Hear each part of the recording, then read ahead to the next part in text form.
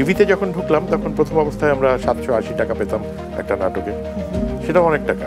আমি তো মনে করি যে বেঁচে থাকাটা একটা প্রিভিলেজ, এবং সেই গিফটটা আমরা পেয়েছি, সুতরাং সেটাকে উদযাপন করতে হবে।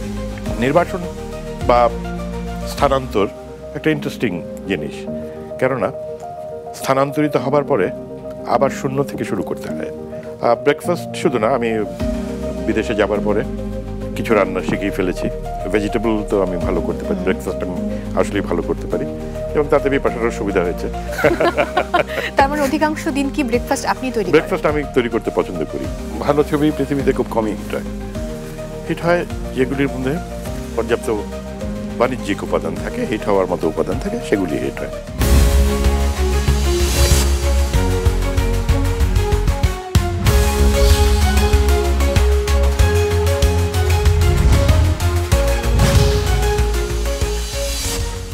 সেই কবে অনেক রৌদ্রের দুপুরে হেঁটেছিলাম তোমার সাথে, বেয়ারা হাওয়া ছিল খুব, মেঘেরা কাশবন ছুঁয়েছিল, আর তুমি আমার বাহু। ঠিক তখনই এক মুঠো সোনালি গুঁড়ো রোদ ঢুকেছিল হৃদয়ে। তারপর কেটে গেছে যুগ, 1, 2, 3। একজন কবি কতটা গভীরে ভাবলে এমন কবিতা লিখতে পারেন, একজন শিল্পী কতটা নান্দনিক হলে শিল্পের নানান ক্ষেত্রে এমন রং ছড়াতে পারেন, আজ আমরা সেটাই আবিষ্কার করব। দর্শক, আমন্ত্রণ মাছরাঙা টেলিভিশনের সবচাইতে জনপ্রিয় সেলিব্রিটি শো স্টার নাইটে। সঙ্গে আছি আমি মৌসুমী মৌ, আর আজ আমার বিশেষ অতিথি অভিনেতা, নির্মাতা, চিত্রনাট্যকার, স্থপতি, গীতিকার, উপন্যাসিক, কবি তৌকির আহমেদ।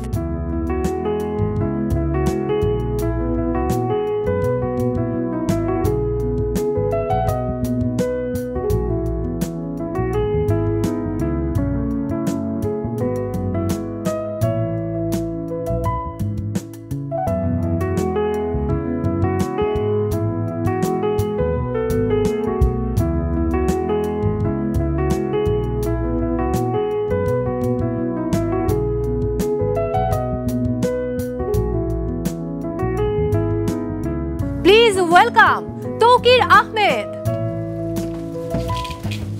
কেমন আছেন? ভালো আছি।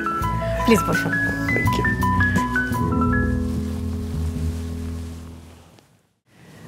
অবিশ্বাস্য, কতদিন পর আপনার সাথে কথা বলছি।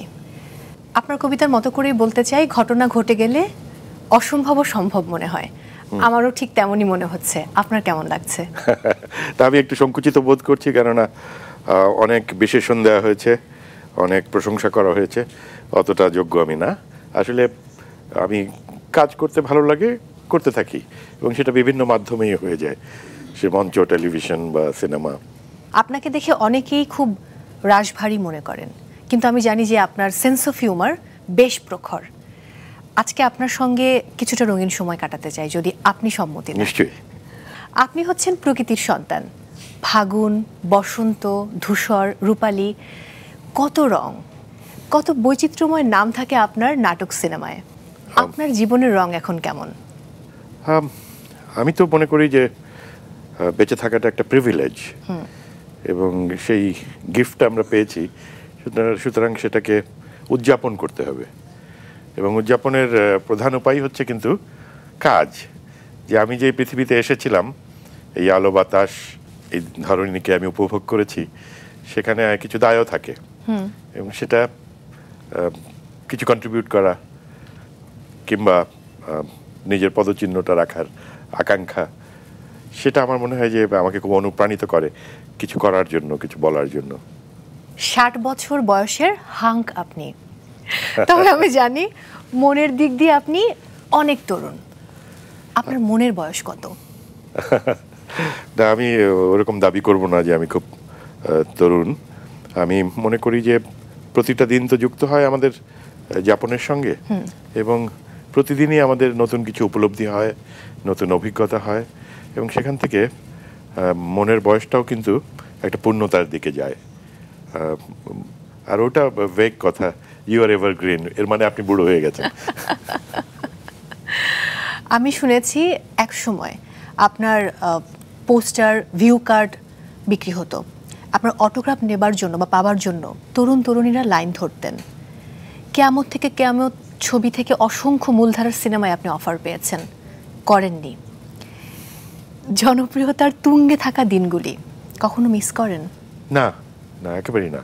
তার কারণ যে আমি আগেও দু একটা ইন্টারভিউতে বলেছি, যখন আমি খুব পরিচিত হয়ে গেলাম, টিভিতে আমাকে দেখা যেতে লাগলো এবং মানুষের ভালোবাসা পেতে থাকলাম অকারণেই হয়তোবা, তখন আমার মধ্যে একটা ভয়ও কাজ করতে শুরু করলো।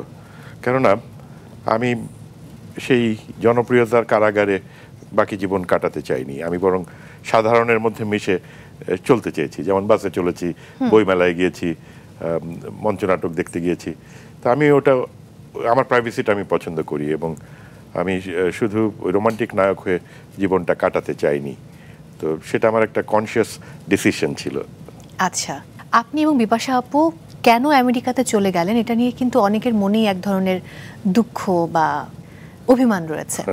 আবার এমনও শুনেছি যে আপনারা আসলে অভিমান করেই দেশ ছেড়ে বিদেশে গিয়ে স্থায়ী হবার চেষ্টা করেছেন। আসলে শিল্পীরা তো অভিমানী, এমন কোনো শিল্পী নেই যে মনে করে না যে তার সঠিক মূল্যায়ন হলো না। আর আমাদের যাওয়ার মূল কারণ হচ্ছে গিয়ে আমাদের বাচ্চাদের একটা বেটার এডুকেশনের চেষ্টা করা। আর একটা জিনিস হচ্ছে যে নির্বাসন, সেটাও তো একটা অভিজ্ঞতা, হোক সেটা স্বেচ্ছা নির্বাসন। এবং আমার ধারণা যে এটা একটা বড় অভিজ্ঞতা। আমি বিদেশে না থাকলে আমি হয়তো বুঝতাম না যে নির্বাসনে পাবলো নেরুদা কি ফিল করেছিলেন, বা তারকাভস্কি কেন তার গ্রামের জন্য কেঁদেছিলেন। তো এই যে এমনকি বার্গম্যানও একসময় সুইডেন ছেড়ে এসে অন্য জায়গায় চলে আসতে হয়েছিল তাকে।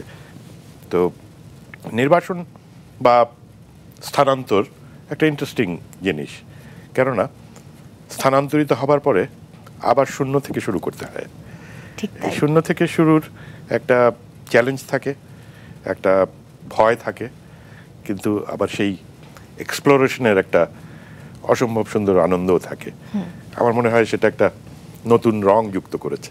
নির্বাসন শব্দটা শুনতে যেন একটু কেমন লাগছে, মানে এটার মধ্যে বেদনা আছে, বেদনা আছে। তাই এটার মধ্যে বেদনা আছে। এবং আরও বেদনার হচ্ছে যেই সাবজেক্টটা নিয়ে আমি কিছু কাজ করেছি, সেটা হচ্ছে ডিসপ্লেসমেন্ট বা মাইগ্রেশন বা উদ্বাস্তু হওয়া। এগুলি সবই কিন্তু পৃথিবীতে পুরনো জিনিস। সৃষ্টির শুরু থেকেই মানুষের ক্ষেত্রে এই ঘটনাগুলি ঘটেছে।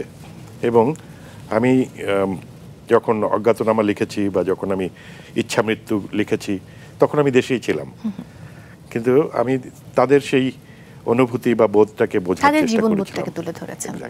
আমি শুনেছি তৌকির ভাই আপনি খুব ভালো ব্রেকফাস্ট বানাতে পারেন এবং আপনার হাতের চা নাকি খুবই স্পেশাল। আসলে পৃথিবীতে সবচেয়ে সহজ হচ্ছে চা বানানো, এটার মধ্যে কোনো কৃতিত্ব নেই। এই কৃতিত্ব চাইনিজদের, এবং তারা যেভাবে চা বানায় সেটা বরং আর্ট। চায়নায় আমি দেখেছি যে তারা যেভাবে চাটা খায় সেটা আসলেই সুন্দর। ব্রেকফাস্ট শুধু না, আমি বিদেশে যাবার পরে কিছু রান্না শিখেই ফেলেছি। কি কি সেটা? ভেজিটেবল তো আমি ভালো করতে পারি, ব্রেকফাস্ট আমি আসলেই ভালো করতে পারি, এবং তাতে বিপাশারও সুবিধা হয়েছে। তার মানে অধিকাংশ দিন কি ব্রেকফাস্ট আপনি তৈরি করেন? ব্রেকফাস্ট আমি তৈরি করতে পছন্দ করি। আমি নানানভাবে আমাদের ফুডটা নিয়ে এক্সপেরিমেন্ট করা, এবং পরে ও আমাকে ওর থেকে হেল্প নিয়ে আমি মাছ বা ভেজিটেবল রান্না, ডাল, এগুলিও শিখে ফেলেছি। তো এগুলি ইন্টারেস্টিং। আর ও কন্টিনেন্টাল ফুড তো আরও সহজ, যে স্টেকটা শুধু একটু ভেজে দিলেই হবে, কিংবা সালাদ তো শুধু কেটে প্রপার ড্রেসিং বা প্রপার প্রপোর্শনটা ঠিক রাখতে হবে। আসলে সব কিছুই শিল্প, যদি সেটাকে ভালোবেসে করা যায়। একেবারেই তাই। আমি শুনেছি বিপাশা আপু এখন সেই সুদূর আমেরিকাতে বসে আপনার হাতের বানানো ব্রেকফাস্ট খুব মিস করছেন। না, ওটা না, ও হয়তো মিস করছে যে একটা হেল্পিং হ্যান্ড মিস করছে। আচ্ছা, প্রবাসী জীবনে আপনার সময় কিভাবে কাটে? যেহেতু এখন আমি একটা আর্লি রিটায়ারমেন্টের দিকে আছি, কিন্তু আর্লি রিটায়ারমেন্ট বলতে যেহেতু আমি আমার অ্যাক্টিভ প্রফেশনগুলি থেকে একটু দূরে আছি, কিন্তু আমি আমার ক্রিয়েটিভ প্রফেশনটাকে ধরে রেখেছি। এবং আমি যেমন ওখানে প্রচুর পড়ার সময় পাই, প্রচুর ছবি দেখার সময় পাই, প্রচুর ঘোরার সময় পাই, যেগুলি আমি বিপাশা আমরা এনজয় করি, এবং সময়টাও খুব ভালো কেটে যায়। দারুণ। 1985 থেকে মঞ্চে দাপিয়ে বেরিয়েছেন, 1988 সাল থেকে টিভি নাটকে, পরিচালনায় এসেছেন 1995 সালে, প্রায় 15টির বেশি চলচ্চিত্রে অভিনয় করেছেন। পেয়েছেন 6 বার জাতীয় চলচ্চিত্র পুরস্কার, পাশাপাশি আন্তর্জাতিকও। বিনয় না করে সত্য বলুন তো, নিজেকে কতটা আপনি সফল মনে করেন? না, আমি খুব সফল মনে করি না, কেননা আমরা হয়তো আমাদের কনটেক্সটে কিছু পুরস্কার পেয়ে যাই, কিন্তু বিশ্বমানের থেকে আমরা অনেক পিছিয়ে আছি। কিংবা এটাও বলা যেতে পারে যে বিশ্বমানে যাবার জন্য যেই সাপোর্টটা দরকার সেটাও আমাদের অভাব ছিল সব সময়। আমি শুধু বাজেটের কথা বলছি না, এটা একটা টোটাল আউটলুকের ব্যাপার, যে রাষ্ট্র তার সিনেমাকে কোথায় দেখতে চায়, তার পরিচালকদেরকে কিভাবে পেট্রোনাইজ করতে চায় বা চায় না। শুধু কিছু অনুদান দিয়ে দিলেই যে হয়ে গেল তা তো না। দুর্ভাগ্যজনকভাবে সেটাও আমি পাইনি কখনো। কিন্তু আমি থেমেও থাকিনি। আমার যখন খুব একটা আইডিয়া আমাকে তাড়না দিচ্ছে যে এটা বানাতে হবে, কিন্তু আমার কাছে ফান্ড নাই, আমি কিছু ফান্ড জোগাড় করতে পেরেছি। অজ্ঞাতনামার কথাই বলি, এটি অত্যন্ত লো বাজেট ছবি, মাত্র 45 লাখ টাকার ছবি, কিন্তু আমি কিন্তু থেমে থাকিনি। আমি একটা এক্সপেরিমেন্ট করেছি কি করে গেরিলা স্টাইলে একটা টিম করে নিজের কলিগদেরকে সাথে নিয়ে মাত্র 15 দিনের শুটিং শেষ করে ছবিটা বানিয়ে ফেলা। এবং আনন্দের বিষয় হচ্ছে যে সেই সব প্রতিবন্ধকতা কিন্তু বাধা হয়নি। অজ্ঞাতনামা 30টার বেশি ফেস্টিভ্যালে পার্টিসিপেট করেছে। ওই বছরের অস্কার নমিনেশন বাংলাদেশ থেকে এটা ছিল, এবং অনেক জায়গায় আমি প্রশংসিত হয়েছি, পুরস্কৃত হয়েছি। তো সেটা আমাকে আনন্দ দেয়, কারণ আমি একটা চ্যালেঞ্জ নিয়েছিলাম, আমি একটা এক্সপেরিমেন্ট করেছিলাম, সেটা কিয়দাংশে সফলও বটে। তবে আমার কাছে মনে হয় আমরা সবাই কিন্তু অজ্ঞাতনামা খুব পছন্দ করেছিলাম, এখনো খুব পছন্দ করি। এবং আমার ব্যক্তিগত মত যদি আমি বলি, আপনার যতগুলো সিনেমা আপনি বানিয়েছেন, আমার সবচেয়ে পছন্দের হচ্ছে অজ্ঞাতনামা। এবার একটু আপনার পড়াশোনা এবং অন্যান্য বিষয়ে যাব। ঝিনাইদহ ক্যাডেট কলেজ থেকে আপনি এসএসসি এবং এইচএসসি শেষ করেছিলেন, তারপর বুয়েটে ভর্তি হলেন, আর্কিটেকচার ডিপার্টমেন্টে পড়লেন, স্থপতি হলেন। কিন্তু এই পেশায় এখন আর নেই আপনি, বিশেষ কোনো কারণ কি আছে?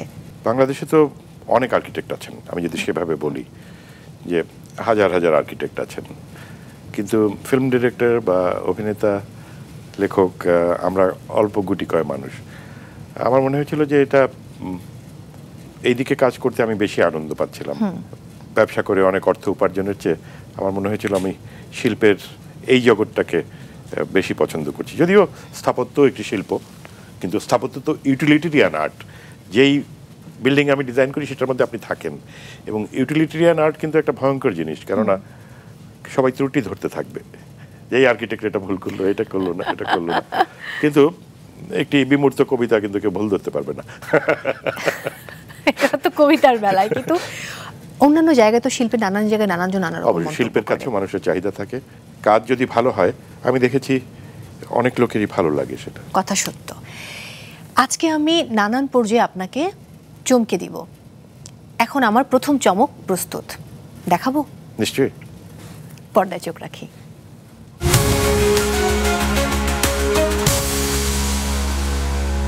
নব্বই দশকের প্রায় পুরোটা সময়ই আমরা একদম একসাথেই থাকা হতো আমাদের, এবং তৌকিরের যতগুলো কাজ, যত ধরনের কাজ, প্রায় প্রত্যেকটা কাজই আমাকে কোনো না কোনোভাবে তার সাথে থেকে হতে হতো। তার কাজগুলোর সাক্ষী হিসাবে থাকার জন্য আমাকে ওই ফটোগ্রাফি করে দিয়ে দিতে হতো তার সবগুলো কাজের জন্য। লন্ডনী কন্যা নামে যে নাটকটি 3 বছরের চেষ্টার পরে যখন আমি কোনো প্রডিউসার পেলাম না, আমি নিজে প্রডিউস করতে রাজি হলাম, এবং একজন বিখ্যাত পরিচালক শেষ মুহূর্তে নাটকটি পরিচালনা করতে অনাগ্রহ প্রকাশ করলেন। এই শিডিউল নেয়ার 15 দিন আগে এই নাটকটি তৌকির আহমেদ সাহস করে পরিচালনা করে ফেললো। এটা ছিল তার জীবনের দ্বিতীয় পরিচালনা করা কোনো নাটক, এটার নাম হচ্ছে লন্ডনী কন্যা। তো এই নাটকটি করার পরে ওই সময়ই সে আমাকে দিয়ে বলল যে আপনি এখন একটা টেলিফিল্ম আমাকে দেন লিখে। শুধুমাত্র ওর কথার উপর বেস করে আমি একটা টেলিফিল্ম লিখি, এর নাম হচ্ছে নায়রি। এই নায়রিটাও কিন্তু তৌকির আহমেদ পরিচালনা করে, এবং এটাও আমার একটা মাইলস্টোন টেলিফিল্ম এখনো পর্যন্ত। তো আমার নাট্যকার হওয়ার পেছনে তৌকির আহমেদের এই অবদানটুকু আছে যে ওর সংস্পর্শ যদি আমার না থাকতো তাহলে হয়তো আমি নাটক লেখার কথা হয়তো চিন্তা করতাম না, অন্য কিছু হতো। সে খুব তীক্ষ্ণ বুদ্ধিসম্পন্ন, খুব শার্প এবং খুব কুইক ডিসিশন মেকার, এবং তার সিদ্ধান্তগুলো বেশিরভাগ ক্ষেত্রেই সঠিক থাকতো।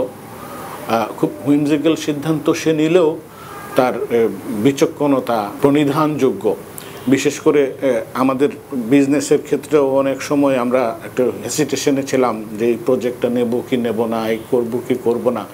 তো সে যতটুকু যখন যেটুকু রিস্ক নিয়ে করেছে, আমি পরবর্তীতে দেখেছি যে এই কাজগুলো আমাদের জন্য সাফল্যের ছিল। চলচ্চিত্রকার হবে বলে সে স্থাপত্য পেশা ছেড়েই দিয়েছিল, আমাকে একা রেখে সে চলেই গিয়েছিল। এইখানে এই সিদ্ধান্তটাও বোধহয় তার ভালো ছিল, কারণ সে বাংলাদেশের একজন অত্যন্ত স্বনামধন্য চলচ্চিত্রকার হয়েছে। এখন সে আমেরিকায় বসবাস করছে, হলিউডের কাছাকাছি চলে গিয়েছে। আমি সেদিন খুবই খুশি হব যখন তার নাম আমি কোনো বিদেশি টেলিভিশন চ্যানেল থেকে উচ্চারিত হতে শুনবো। খুব ভালো বলেছেন শ্রদ্ধেয় শাকুর মজিদ। কি বলবেন? শাকুর আমার ঘনিষ্ঠ বন্ধু, এবং আমরা একই সঙ্গে বুয়েটে ঢুকি। ও ফৌজদারহাটের ছেলে, আমি ঝিনাইদের, এবং ওর রুমে আমি পড়াশোনা করতাম। আমি থাকতাম আসানুল্লাহ হলে, ওরা থাকতো তিতুমির হলে। তো ওর রুমে আমরা গ্রুপ স্টাডিটা ওখানে করতাম, এবং আরেকটা সুবিধা ছিল, ওদের ওখানে খাওয়া দাওয়ারও কিছু ব্যবস্থা হয়ে যেত আর কি। তো সেই আমলে সেই ভাগ করে ডিম খাওয়া বা ওর একটা আচারের বোতল সবসময় রিজার্ভ থাকা, সেটা বিশাল লাক্সারি ছিল তখন। তো আমরা আমাদের ছাত্র জীবন খুব উপভোগ করেছি। আর আর্কিটেকচার ফ্যাকাল্টির পরিবেশটাও অত্যন্ত সুন্দর ছিল। মাত্র 50 জন ছেলে মেয়ে একটা ডিপার্টমেন্টে। তো এই 250 জন 5টা ইয়ারে তারা সবাই সবাইকে চিনত, এবং একটা আদান প্রদান খুব ঘনিষ্ঠভাবেই ছিল। তো আমি সেই সময়গুলো উপভোগ করেছি, কিন্তু আমার আসলে ব্যস্ততা বাইরের দিকে বেশি বেড়ে গিয়েছিল। যে আমি ক্লাস করে রিহার্সেলে যেতাম, রিহার্সেল থেকে ফিরে রাতে প্রজেক্টগুলির কাজ করতাম। তো সুতরাং দেখা যেত আই ওয়াজ ওভারওয়ার্কড, আমাকে বেশি কাজ করতে হয়েছে। তো বেশি কাজের তো সুবিধা থাকবেই, সেটা কিছু বেশি ফলও থাকে। আপনার জন্য আরও কিছু সারপ্রাইজ তৈরি করেছি, তবে তার আগে কফিও খাওয়াতে চাই। যদিও আপনার মতো অতটা ভালো হবে না, কিন্তু চেষ্টা করতে দোষ কি? না, হবে। দর্শক, সময় হয়েছে আমাদের কফি খাওয়ার। ফিরছি একটু পর। আপনারা কোথাও যাবেন না, এখন আরো অনেক গল্প বাকি আছে, সাথেই থাকুন।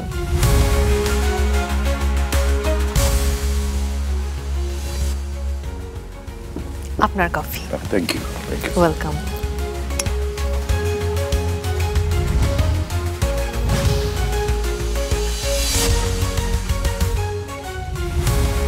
কেমন হয়েছে? চমৎকার। এটাকে খুশি করার জন্য বলা নাকি আসলেই চমৎকার? না, খুশি করার জন্য। আপনার সেন্স অফ হিউমার। যাই হোক, আমি দর্শকদের সাথে কথা বলে আসছি। দর্শক, ফিরে এলাম ব্রেক থেকে। আপনারা দেখছেন মাছরাঙার বিশেষ আয়োজন স্টার নাইট। সাথে আছি মৌ, আর আমাদের সঙ্গে রয়েছেন one and only Tauquir Ahmed. আমি এবার একটু নক্ষত্র বাড়ির গল্প শুনতে চাই। আমার সৌভাগ্য হয়েছে সেখানে গিয়ে বেশ কিছুদিন থাকার, শুটিং করার। একটু জানতেই চাই যে এই নক্ষত্র বাড়ি তৈরির পেছনে আপনার প্ল্যানিং, পরিশ্রম কি কি করতে হয়েছিল, সেগুলো যদি একটু শেয়ার করতেন। আমি ঘুরতে পছন্দ করি। আমি বিপাশা আমরা বিভিন্ন জায়গায় ঘুরতাম। মালদ্বীপে যে দেখলাম যে ওখানে ল্যান্ড খুব কম, শ্যালো সি, কিন্তু সমুদ্রের মধ্যেই তারা কটেজ বানিয়েছে, রিসোর্টের একটা অংশ পানির উপরে চলে গেছে। এবং এছাড়াও থাইল্যান্ড, ইতালি, গ্রিস, বাহামা অনেক জায়গায় ঘোরার পরে আমার মনে হলো যে আমাদের বাংলাদেশে রিসোর্টগুলি ওভাবে ডেভেলপ করেনি তখন। আমার মনে হলো যে এটা তো হলে তো ভালো হয়, কারণ সেই সময় শুধু কক্সবাজার এবং কুয়াকাটাও তখনও তেমন কিছু হয়নি। তা আমি ভাবলাম যে গাজীপুরে আমার একখণ্ড জায়গা আছে, এটাকে যদি ওই আদলে আমি কিছু করতে পারি। এবং আমি খুব এক্সপেরিমেন্ট করলাম। অনেকেই আমাকে বললো যে এটা ব্যাড ইনভেস্টমেন্ট হচ্ছে, গাজীপুরে কে যাবে, কেন যাবে। কিন্তু এটা কিন্তু আরবান পপুলেশনের একটা ব্রেক দরকার হয়, তারা একটু ব্রেক নিতে চান, কোথাও যেতে চান। এবং নক্ষত্রবাড়ি গাজীপুরের প্রথম দিককার রিসোর্টগুলির একটি। অনেক মানুষ এখানে গিয়েছেন, থেকেছেন। এবং আমার লক্ষ্য যেটা ছিল যে এটাকে শৈল্পিকভাবে তৈরি করা।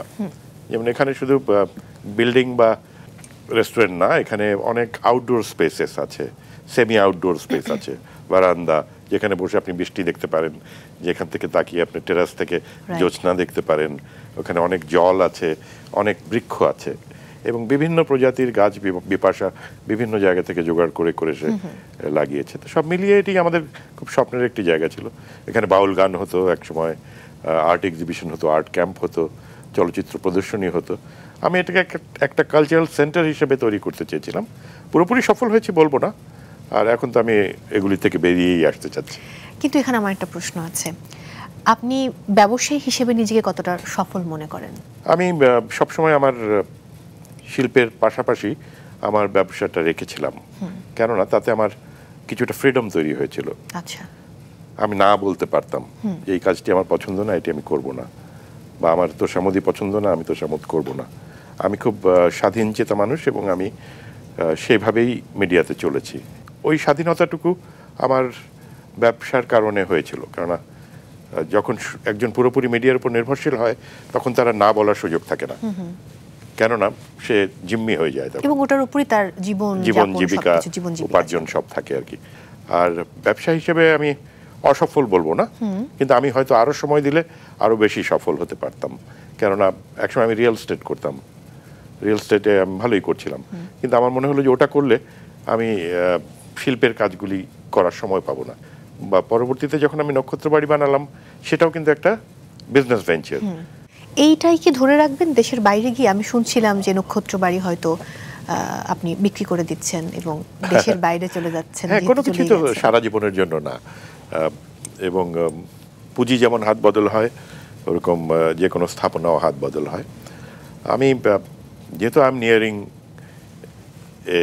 এজ, যেখানে আমি 59 হয়ে গেছি আমি, তো ন্যাচারালি সামনে আমাকে আমার সময়টাকে আরও ফ্রুটফুল করতে হবে, এবং সেই ফ্রুটফুল করার জন্য কিছু জিনিস আমাকে ছাড়তে হবে, কিছু জিনিস আবার নতুন করে ভাবতে হবে।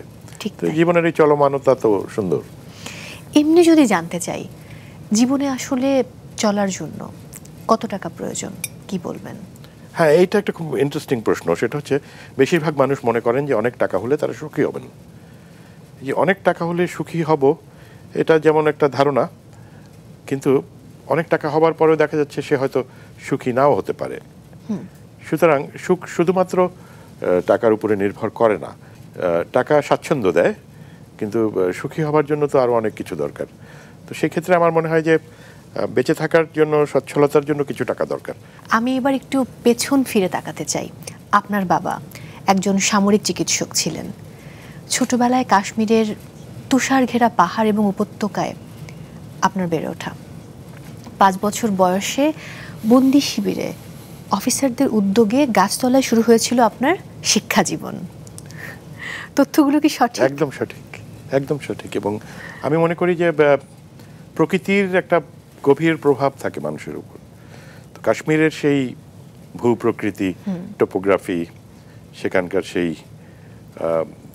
নাশপাতি গাছ, আপেল বাগান, চিড় গাছ, এগুলি আমি রিকল করি এবং আমার মনে হয় যে সেগুলির প্রভাব আছে। ওই নির্জনতা, ওই তুষার শুভ্র শীতকাল, কনকনে ঠান্ডা, কিংবা পাহাড়ি ঝর্ণাগুলি, এগুলি আমাকে খুব প্রভাবিত করেছে প্রকৃতির প্রতি।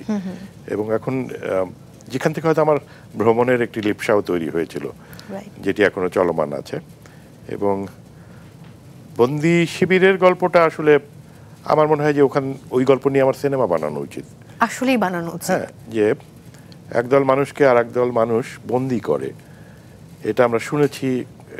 আধুনিক বিশ্বে তো সব ইনফরমেশনই আমাদের কাছে আসে, কিন্তু সেই অভিজ্ঞতার মধ্যে দিয়ে যাওয়াটা একটি ভীতিকর শুধু না, একটি ট্রমাটিক এক্সপিরিয়েন্স আমি বলবো।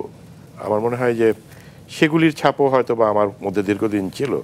এক ধরনের শাইনেস, এক ধরনের ইন্ট্রোভার্টনেস, এক ধরনের ভীতি, এগুলিও আমার মধ্যে কাজ করেছিল। কিন্তু পরবর্তীতে আমার মনে হয়েছে যে কোনো অভিজ্ঞতাই ফেলনা না, এবং সেগুলি আমাকে বরং এখন মনে হয় যে সমৃদ্ধ করেছে আমাকে। আমি একটু যদি জানতেই চাই, দেশ স্বাধীনের পর 1973 সালে বন্দি বিনিময়ের মাধ্যমে স্বদেশে প্রত্যাবর্তন করেছিলেন। সেই সময়ের কোনো স্মৃতি যদি আজকে আমাদের সাথে আমার মনে আছে যে ওই সময়ে বন্দি বিনিময়টা নিয়ে অনেক ধরনের মানে জটিলতা তৈরি হয়েছিল, কারণ এখানে যারা পাকিস্তানি যারা বন্দী ছিলেন এবং বাঙালি যারা ওইদিকে বন্দী ছিলেন, এই দুটার বিনিময় চুক্তিটা সহজ ছিল না এবং অনেকটা সময় লেগেছিল আমাদের আসতে। আমার যতদূর মনে পড়ে আমরা 74 এর প্রথম দিকে বা হ্যাঁ ওইরকম সময় লাস্ট ব্যাচ এসেছিলাম আমরা। তো প্রায় শোনা যেত যে আজকে বলা যা হবে যে কোন কোন ফ্যামিলি মুক্তি পাচ্ছে। বাবা যেতেন এবং উনি মুখ ভার করে ফেরত আসতেন যে তার নাম আসেনি। এবং সেই ক্যাম্পের ওই কয়েকটি বছরে আমি দেখেছি আমার মার গহনা বিক্রি হয়েছে, মানে ওরা যে সামান্য টাকা দিত সেটা দিয়ে আসলে চলে না। আমরা 5 ভাই বোন ছিলাম, আমার এক মামা ওখানে যে আমাদের সঙ্গে ছিলেন, আমাদের ফ্যামিলি মেম্বারও বেশি ছিল। তো সেগুলি কঠিন সময় ছিল, কিন্তু ছোট ছিলাম তো হয়তো ভয়াবহতাটা অতটা বুঝিনি, যেটা হয়তো অতটা ছুঁতে পারেনি আসলে। অতটা ছুঁতে পারেনি। মায়ের কথা আমরা এর আগে খুব বেশি শুনিনি, কিন্তু আপনার মায়ের কথা খুব জানতে ইচ্ছে করে। আমি আসলে ছোটবেলা থেকে তো হোস্টেল থেকেছি, সুতরাং এক ধরনের বিচ্ছিন্নতাও তৈরি হয়েছে ফ্যামিলির সঙ্গে। ছুটিতে আসতাম এবং যেতাম। তো বাবা মা আমাদের সবার কাছেই একটি অন্য অর্থ বহন করে এবং আমার বাবা তো একটু আর্লি মারা যান। তারপর থেকে মা আছেন, উনি এখনো যথেষ্ট বয়স হয়েছে ওনার এবং বার্ধক্যের সমস্ত কমপ্লিকেশনও আছে। উনি আমাদের সঙ্গেই থাকেন ডিওএইচএস-এ। তো আমি তো এখন বেশিরভাগ সময় বাইরে থাকি, কিন্তু আমার ভাই এবং বোন একই কম্পাউন্ডে থাকে। সুতরাং উনি, তবে ইদানিং যেটা হয়েছে যে আমাদের ছেলেমেয়েরা সবাই বাইরে চলে যাওয়ায় সব ভাই বোনের ছেলেমেয়েরাই বাইরে চলে গেছে, সুতরাং ওনার ওই ব্যাপারটা উনি মিস করেন। কিন্তু আসলে তো এটা একটা বাস্তবতা এবং বাস্তবতা মানাটাই হচ্ছে মানুষের মূল কাজ। 1983 সাল যখন বাবাকে হারালেন, যেটা আপনার জীবনের সবচেয়ে বড় ধাক্কা ছিল এবং খুব কঠিন সময়ের মধ্য দিয়ে আপনাকে যেতে হয়েছে। আপনার বোনদের দায়িত্ব নেয়া, আপনি টিউশনি করেছেন, কোচিং সেন্টারে পড়িয়েছেন, গ্রাফিক ডিজাইন করেছেন। সেই সময়ের কোন স্মৃতিগুলো এখনো জীবন্ত হয়ে আছে? সবগুলি জীবন্ত। তার কারণ হচ্ছে যে বাঙালি মধ্যবিত্ত পরিবারের বাবা হচ্ছে ছাদ। একদম। তো সেটা যখন 17 বছর বয়সে আমি যখন বাবাকে হারাই, তখন বাংলাদেশের অর্থনীতি কিন্তু অন্যরকম ছিল। তখন মানুষের এত ফ্ল্যাট বাড়ি ছিল না, সুতরাং আমাদের মাথার উপর লিটারালি ছাদ ছিল না তখন। সুতরাং একটা স্ট্রাগলের মধ্যে যেতে হয়। আমার বড় 2 বোনের তখনও বিয়ে হয়নি। আমার ভাই তড়িঘড়ি করে আর্মিতে চলে গেল, কেননা আর পড়ার সুযোগ নাই তাকে এখন কাজে ঢুকতে হবে। আর সে চলে গেল বিএমএ থেকে হেলথ ট্র্যাক্টস। তো সুতরাং এখানে আমরা তো অরক্ষিত এবং আমাকে তখন অনেক দায়িত্ব নিতেই হলো। সেগুলি অনেক কিছুই খুব প্রীতিকর ছিল তা না, তবে যে কাজগুলির কথা বললে সেগুলি সবই করতে হয়েছে। এমনকি পরবর্তীতে যখন থিয়েটারে ঢুকে গেছি, তখন ওখানে হাফিজুর রহমান সুরজ ভাই বলে একজন ছিলেন, উনি আমাকে খুব পছন্দ করতেন। উনি আমাকে কিছু রেডিও প্রোগ্রাম দিতেন, এগুলো স্পন্সর্ড প্রোগ্রাম, এক একটা করলে 200-300 টাকা করে পাওয়া যেত। কিন্তু সেই সময় কিন্তু আমাদের মাসিক খরচ ছিল 500-550 টাকা হলে চলে যেত আর কি। আর টিভিতে যখন ঢুকলাম তখন প্রথম অবস্থায় আমরা 780 টাকা পেতাম একটা নাটকে, সেটাও অনেক টাকা। তো ওই যে বললাম যে টাকা দরকার, কিন্তু টাকা কতটা দরকার, বেশি টাকা কিন্তু একটা সমস্যাই। ওই স্ট্রাগলগুলি কেটে গেল দ্রুতই, কেননা আমি খুব জনপ্রিয় হয়ে গেলাম এবং নাটক থেকে টাকা পেতে শুরু করলাম। এবং তার সঙ্গে সঙ্গে যেটা ঘটলো, আমি আর্কিটেকচারটা পাশ করে বেরিয়ে গেলাম। একসঙ্গে সব ভালো সবকিছু ঘটছে। এবং পাশ করে বেরিয়ে আমি ঠিক করলাম যে আমি চাকরি করব না। আমি কোনোদিন চাকরি করিনি।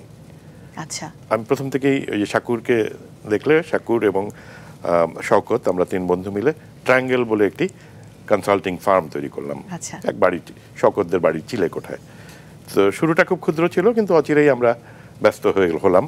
বছর খানেকের মধ্যে আমরা যথেষ্ট ব্যস্ত হলাম এবং আমাদের জীবিকা চলতে থাকলো এবং আরও পরে আমরা আরেকটু ভালো করতে থাকলাম।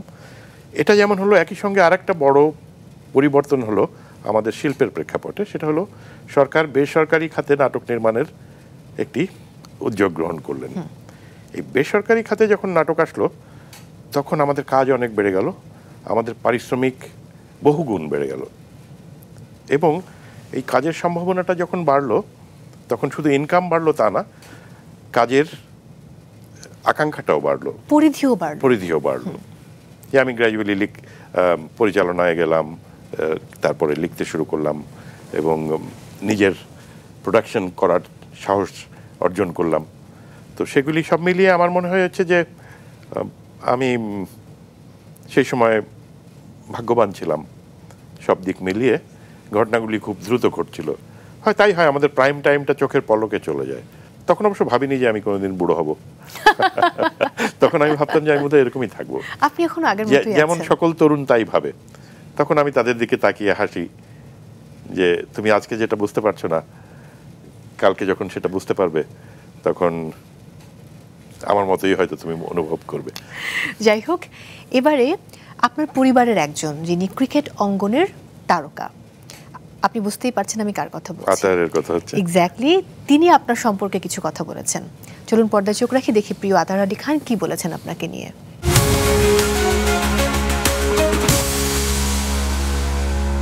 তৌকির ভাইকে অবশ্যই শুধু আমি নয়, বাংলাদেশে প্রতিটা মানুষ কিন্তু চিনে এবং বিরাট একটা ফ্যান বেস আছে অভিনেতা। ওনার অ্যাক্টিং বলেন, ওনার ডাইরেক্টিং বলেন, ওনার রাইটিং বলেন, ওনার প্রডিউসিং বলেন, মাল্টি ট্যালেন্টেড, মাল্টি টাস্ক উনি কিন্তু পারেন, সব গুছিয়ে নিতে পারেন সব কিছুতে। ওনার সাথে আমার সম্পর্কটা ফর্মালও আছে এবং ইনফর্মাল বলতে গেলে আমি ওনার one of the biggest fan. তারপরে ওনার সাথে ফর্মাল একটা সম্পর্ক হয়ে যায়। ফর্মাল বলতে গেলে আমি কিন্তু ওনার ছোট বোনের জামাই এবং উনি কিন্তু আমার বিয়েতেও কিন্তু বেশ বড় একটা রোল প্লে করেছেন। কেন, কিভাবে করেছেন উনি রোলটা প্লে? প্রস্তাবটা যখন আমি আর আমার বিদেশে থেকে ভাই এসেছিলেন, আমরা কিন্তু প্রস্তাব দিতে সাহস পাচ্ছিলাম তার আম্মার কাছে যেতে, কিন্তু আমরা কিন্তু তৌকির আহমেদের কাছে গিয়েছিলাম এবং সেই কারণে আজকে আমি ওনার ছোট বোনের সাথে সংসার করছি। আলহামদুলিল্লাহ, থ্যাংক ইউ তৌকির ভাই for accepting me as a member of the family. সবাই ওনাকে কিন্তু অ্যাক্টর, ডাইরেক্টর, রাইটার, প্রডিউসার হিসাবে চিনি, কিন্তু আমরা কিন্তু তার বাইরেও চিনি ওনাকে। আর একটা বিরাট গুণ হচ্ছে ওনার ফ্যামিলিকে টেক কেয়ার করা, একটা রেসপন্সিবিলিটি, দায়িত্ব। বাবা যে নিজের ফ্যামিলির সাথে সম্পর্ক রাখা, সাথে থাকা এবং সবাইকে মিলেমিশে নিয়ে একটা ভালো পর্যায়ে যাওয়ার। কয়েক বছর আগে ওনারা ডিসিশন নিয়েছিলেন তারা চলে যাবেন বিদেশে এবং তাই হয়েছে। অবশ্যই মিস করি। I wish Tauquir Ahmed and his family all the very best. কিন্তু ভুলে যান না, আসতে হবে, আমার সাথে মিশতে হবে, আর যখনই আসবেন তখন আড্ডা দিতে অবশ্যই আসতে হবে। All the best. সেই আমি অনেক ইনফরমেশন আমার আজকে নতুন করে মনে পড়ে যাচ্ছে। ওরা যখন আসলো প্রস্তাব নিয়ে, তখন কিন্তু আমাকে অনেক রেসপন্সিবল ডিসিশন নিতে হয়েছে। এমনকি আমার বড় বোনের বিয়েও আমি অর্গানাইজ করেছি, আমার মেজো বোনের বিয়েও আমি অর্গানাইজ করেছি, ছোট বোনের তো বটেই। তারপরে আমার ভাইয়ের বিয়ে আমি অ্যাক্টিভলি অর্গানাইজ করেছি এবং সবশেষে কিন্তু আমি নিজে বিয়ে করেছি। এবং আমরা যেখানে থাকি, যে কম্পাউন্ডে, সেই বিল্ডিংটিও আমি নির্মাণ করেছিলাম। করে আমি ওদেরকে একটা প্রাইজ ধরে আমি ওদেরকে দিয়েছি যে আমরা সবাই একসাথে থাকি। এই যে একসাথে থাকার যে সুবিধা, সেটা বাচ্চাদের সুবিধা হয়েছিল, আমার মার সুবিধা হয়েছিল, তিনি অনেক কেয়ার বা কোম্পানি পেয়েছিলেন বা এখনো পান। তো সব মিলিয়ে আমি আসলে আমার তারুণ্যের সময়টা খুব নষ্ট করিনি সময়, কারণ আমাকে দায়িত্ব নিতে হয়েছে এবং সেটা মধ্যবিত্ত ফ্যামিলিতে এটা খুব স্বাভাবিক। আমি বলছি না যে আমি বিশাল কিছু করেছি, কিন্তু ঘটনা বা বাস্তবতা কখনো কখনো কারো উপরে অনেক রেসপন্সিবিলিটি চাপিয়ে দেয় এবং এখন আমি বুঝি তার উপরই চাপায় যে সেটা নেওয়ার সাহস দেখায় একদম, এবং যে ওটা নিতে সামর্থ্য।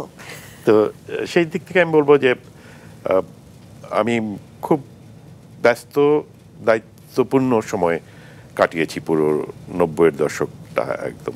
তৌকির ভাই, অনেকে বলেন আপনি অভিনেতা হিসেবে অবশ্যই ভালো বটে, তবে নির্মাতা হিসেবে তার চেয়েও বেশি ভালো। এটিকে আপনি প্রশংসা হিসেবে নেন? এটার মধ্যে একটা সূক্ষ্ম চক্রান্ত আছে। চক্রান্তটা হচ্ছে, যারা মানে আমাকে কম পছন্দ করেন তারা এটা বলে আমাকে ডিসকার্ড করার চেষ্টা করেন যে উনি অভিনেতার চেয়ে ডিরেক্টর হিসেবে ভালো।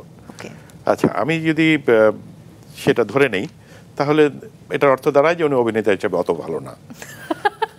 তাহলে তাই যদি হবে, তাহলে এই দেশের লোক কি এতই বোকা যে তারা একজন কম ভালো অভিনেতার পিছনে 20টা বছর দৌড়ালেন? অবশ্যই না। যখন আপনি পরিচালনা করেন তখনও সবাই বলেন যে অভিনেতা তৌকির আহমেদ পরিচালিত। অভিনেতা তৌকির আহমেদকে আমরা মানে খুব মিস করি এবং তিনি আসলে আমাদের সবার প্রিয়। আচ্ছা, আপনি লন্ডনে রয়্যাল কোর্ট থিয়েটার থেকে মঞ্চনাটকের পরিচালনার উপরে আপনি কোর্স করেছেন এবং নিউ ইয়র্ক ফিল্ম একাডেমি থেকে আপনি চলচ্চিত্রের ডিপ্লোমা করেছেন। কখনো অভিনয়ের উপরে দেশের বাইরে গিয়ে পড়াশোনা কিংবা মানে উচ্চতর ডিগ্রি নেবার কোনো ইচ্ছে হয়নি? আমি একটা কোর্স করেছিলাম কোরিয়াতে, সাউথ কোরিয়াতে, যেটা ছিল অ্যাক্টিং এর উপরে। এটা 89-এ, তখন আমি বুয়েটের ছাত্র। সেটা ইউনেস্কোর ফান্ডিং ছিল এবং ITI বাংলাদেশ থেকে অর্গানাইজ করা হয়েছিল। তো এগুলি কম্পিটিটিভ ছিল আর কি, ইন্টারভিউ দিয়ে পাশ করতে হতো এবং আমি সেখানে যেতে পারি। আমি আর সুবর্ণাপা গিয়েছিলাম তখন কোরিয়াতে। সেটা একটা ভালো ট্রেনিং ছিল। বা আর যাই হোক, এগুলোতে শর্ট কোর্স, এগুলোতে এক্সপোজারটা অনেক বেশি থাকে, যেটা পৃথিবীটাকে দেখার, অন্যদের কাজ দেখার এবং একই সঙ্গে নিজের কনফিডেন্স বিল্ডিংয়ের জন্য। আর রয়্যাল কোর্ট থিয়েটারে যেটা গেলাম, ওটা ব্রিটিশ কাউন্সিলের স্কলারশিপ ছিল, যেটা ডিরেকশনের উপরে ছিল, কারণ তখন আমি ডিরেকশনে অলরেডি প্রথম মঞ্চ নাটক করে ফেলেছি, হয়বদন। এবং নিউ ইয়র্ক ফিল্ম একাডেমিতে ওটা আমি ফিল্ম বানানোর আগে আমার মনে হয়েছিল যে একটা ফর্মাল এডুকেশন আমার দরকার, হোক শর্ট, কারণ তার আগে তো সুযোগ হয়নি। তো আমি ওই ট্রেনিংটায় অনেকখানি আত্মবিশ্বাস পেয়েছিলাম, কারণ ওখানে টিচাররাও আমাকে বোঝার চেষ্টা করেছিলেন এবং তারা শর্ট ফিল্মগুলি যেগুলি বানাচ্ছিলাম, 3টা শর্ট ফিল্ম বানাতে হয়েছিল আমাকে, এবং প্রতিটার পরে আমাকে আলাদা করে ইন্টারভিউ দিতে হয়েছে। এবং ফাইনালি উনি আমাকে প্রশ্ন করেছিলেন, তোমার ব্যাকগ্রাউন্ডটা কি আসলে বলো, আমাদের একজন টিচার। এবং আমি বলার পরে সে দেখলো যে আমার পিছনে থিয়েটার এবং টেলিভিশনের একটা বড় ব্যাকগ্রাউন্ড আছে, এবং সে আমাকে বলেছিল, ভদ্রমহিলা ফ্রেঞ্চ অরিজিনের, উনি আমাকে বলেছিলেন যে you are ready, go and make your film. তো এটা আমাকে খুব ভালো কনফিডেন্স দিয়েছিল। এবং ফিরে এসে আমি উত্তর পুরুষ বলে একটি টেলিফিল্ম বানাই ড্রেস রিহার্সাল হিসাবে, এবং তারপরেই কিন্তু আমি জয়যাত্রা বানাতে যাই।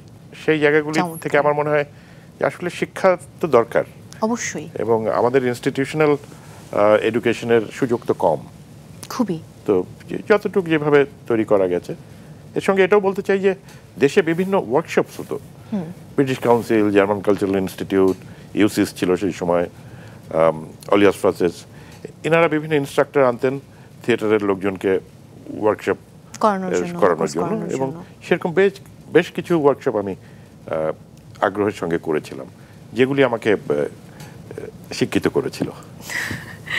একদমই তাই। আপনি এখন পর্যন্ত 2বার মেরিল প্রথম আলো পুরস্কার পেয়েছেন পরিচালক হিসেবে, মানে চলচ্চিত্র পরিচালক হিসেবে। 6বার জাতীয় চলচ্চিত্র পুরস্কার পেয়েছেন, কখনো প্রযোজক পরিচালক হিসেবে, কখনো চিত্রনাট্যকার, আবার কখনো সংলাপ রচয়িতা হিসেবে। অভিনেতা হিসেবে তৌকির আহমেদের তেমন কোনো রাষ্ট্রীয় স্বীকৃতি নেই, এটা নিয়ে কি আপনার আফসোস হয়? না, এটা আসলে অনেক কিছুর উপরে নির্ভর করে, তো যে একটি ভালো চরিত্র ভালো ছবিতে হতে হবে, সেটি আবার খারাপ ছবিতে ভালো অ্যাক্টিং করেও লাভ নাই, কিন্তু দর্শকের ভালোবাসাও তো একটা বড় পুরস্কার। তো সেই জায়গাটা, আর হয়তোবা অভিনয়ে পুরস্কার পাওয়ার মতো অভিনয়টা আমার এখনো করা হয়নি, তার মানে যে আমি খারাপ অভিনেতা তা না, একদমই না। আপনি দর্শক হৃদয়ে প্রিয় ছিলেন, আছেন এবং থাকবেন। এবং যেমনটা শেক্সপিয়র বলেছিলেন, হয়ে যাওয়াটা বড় নয়, হয়ে থাকাটা বড়। এবং আপনি কিন্তু দর্শক হৃদয়ে সেই ভালোবাসার এবং প্রিয় তৌকির আহমেদ হয়েই আছেন, এটি সবচেয়ে বড় পুরস্কার। আরেকটা জিনিস হয়েছে, সেটা হচ্ছে আমি অন্যদিকেও তো অনেক বেশি সময় দিয়েছি ভীষণ, তো সেটাও হয়তো একটা কারণ হতে পারে। আরো বড় পুরস্কার হচ্ছে যখন আপনার সিনিয়ররা আপনার কাজকে বা আপনার কোনো ভালো কিছুকে খুব ভালোভাবে মূল্যায়ন করে।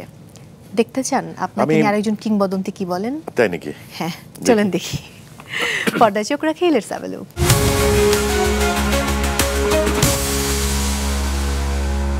শিল্পীর যে সৃজনশীলতা থাকে তার সঙ্গে, মানে আমার কাছে মনে হয় যে ব্যক্তিত্বটাও অনেক গুরুত্বপূর্ণ বিষয়। ব্যক্তিত্ব, একজন শিল্পীর ব্যক্তিত্ব তার সৃজনশীলতাকে অনেক গুণে বৃদ্ধি করে। তৌকির আহমেদ অনুজ প্রতিম শিল্পী, তাকে আমি অত্যন্ত আধুনিক মানুষ বলে বিবেচনা করি এবং অত্যন্ত ব্যক্তিত্ব সম্পন্ন একটা শিক্ষিত মেজাজের অভিনেতা বিবেচনা করি। ভালো অভিনেতা তো সে বটেই, কিন্তু এই যে একটা আলাদা ব্যক্তিত্ব রয়েছে, সেই ব্যক্তিত্বের কারণে সে অনেক আলাদা একটা মানুষ এবং শিল্পী হিসেবে আমার মনে তার জায়গা আছে। চমৎকার লেখে, চমৎকার পরিচালনা করে, তার অনেকগুলো ছবি মানুষ পছন্দ করেছে, জাতীয় পুরস্কার পেয়েছে। একজন মানুষের মধ্যে এতগুলো গুণ থাকা, আমি শিল্পী হিসেবে খানিকটা ঈর্ষা করি। তার লেখা যে নাটকগুলোতে আমি অভিনয় করেছি, একটা ধারাবাহিক নাটক এবং একটি নাটকে অভিনয় করেছিলাম, তখন আমি বুঝেছিলাম যে ভাবনাতেও অত্যন্ত সমৃদ্ধ তো বটে, কিন্তু খুব গোছানো। আর একজন শিল্পীর যে একটা রিসোর্ট থাকবে, যে সেইভাবে সুন্দর করে একটা মানুষের বেড়াতে যাওয়ার জায়গা তৈরি করবে, এটাও কিন্তু অনেক বড় মনের ভাবনা। তৌকির এবং বিপাশার নক্ষত্র বাড়িতে আমি গিয়েছি, সেখানে আমার থেকে অসাধারণ লেগেছে যে একজন শিল্পীর যে মান, চিন্তা, ভাবনা, তা এরকম ক্ষেত্রেও একটা আলাদা মাত্রা যোগ করতে পারে। তার মানে আমরা এক কথায় বুঝি, যিনি সৃজনশীল তিনি সর্বক্ষেত্রেই সৃজনশীল এবং আলাদা একটা মাত্রা প্রতিষ্ঠা করার ক্ষমতা রাখেন। আমি আশা করি যে তৌকির আরও দিন দিন তার প্রতিভার বিকিরণ ঘটাতে থাকবে এবং সর্বক্ষেত্রে যে সে কাজগুলোতে সে করে, সে অভিনয়, লেখালেখি, নির্দেশনা, সব কিছুতে যে মাপটা সৃষ্টি করেছে, সেই মাপ আরও উচ্চতর হবে। বাহ, গুণীজনের এমন কথাই কিন্তু জীবনে পরম পাওয়া। না, আমি বললাম না আমি খুব সৌভাগ্যবান। আফজাল ভাইয়ের সঙ্গে আমার সবসময় একটি হৃদ্যতার সম্পর্ক তো বটেই, একটা শ্রদ্ধার জায়গাও আছে ওনার, যে ওনাদেরকে দেখেই তো আমরা আসতে চেয়েছি এই অঙ্গনে। আমরা যখন মঞ্চনাটক দেখতাম এবং বেলি রোডে যখন তাদেরকে প্রথম দেখি, তখন থেকেই তো মনের মধ্যে একটা আগ্রহ জন্মেছিল যে আমি যদি ওরকম হতে পারতাম, আমি যদি ওভাবে কথা বলতে পারতাম। আফজাল ভাই তো সেই সময় ওনারা ভীষণ জনপ্রিয়। পরবর্তীতে আফজাল ভাই আমার নির্দেশনায় কিছু কাজ করেন, তার মধ্যে একটি ছিল স্বর্ণ মৃগ বলে একটি নাটক, যেটি আমার লেখা প্রথম নাটক। এবং সেখানেই আমি আফজাল ভাইকে অ্যাপ্রোচ করি এবং উনি সানন্দে রাজি হন স্ক্রিপ্ট পড়ে, এবং অত্যন্ত সুন্দর অভিনয় করেন উনি ওখানে। ইতালি ফেরত একজন যুবক, যার ছোট ভাইয়ের সাথে কনফ্লিক্ট, দীর্ঘদিন পরিবারের সাথে দূরত্ব। এবং তারও পরবর্তীতে সুবর্ণাপা এবং আফজাল ভাইকে নিয়ে আমি একটি ছোট ধারাবাহিক করি, অরণ্যের সুখ দুঃখ, যেটি এনটিভির ওপেনিং সিরিয়াল ছিল। সেখানেও খুব চমৎকারভাবে আমরা কাজ করেছিলাম। আমি যখন আর্ট ক্যাম্প করি নক্ষত্রবাড়িতে, আফজাল ভাইকে বললাম যে আফজাল ভাই চলেন আপনি, তো উনি বললেন আমি তো ছবি আঁকছি না অনেকদিন, আবার শুরু করবেন ওখান থেকে। তো উনি 3 দিন ছিলেন, 3 দিনে উনি যে পেন্টিংটি করলেন ওটা আমার কাছে আছে। তো এই যে সম্পর্কগুলি, বা ওনার লেখার আমি ভক্ত, উনি কিন্তু দুর্দান্ত লিখতে পারেন, সে কবিতা বলেন, উপন্যাস, কিংবা ওই তার পারলেন না রুমকির মতো নাটক, যেগুলি উনি লিখেছেন বিভিন্ন সময়। তো আমার মনে হয় যে ওনার কাজের আমি ভক্ত, ওনার পার্সোনালিটির আমি ভক্ত, এবং উনি আরও অনেক কাজ করবেন, আরও দীর্ঘদিন আমাদের সঙ্গে থাকবেন, এটি আশা করি। নিশ্চয়ই। আরেক কাপ কফি কি হবে? না, আছে। আমার যদিও আরেক কাপ দরকার, আমি একটা ছোট্ট ব্রেক নিয়ে ফিরে আসি। দর্শক, সময় হয়েছে আরও একটি বিরতি নেবার, ফিরছি এক্ষুনি। এখনো অনেক গল্প আড্ডা বাকি আছে, সঙ্গেই থাকুন।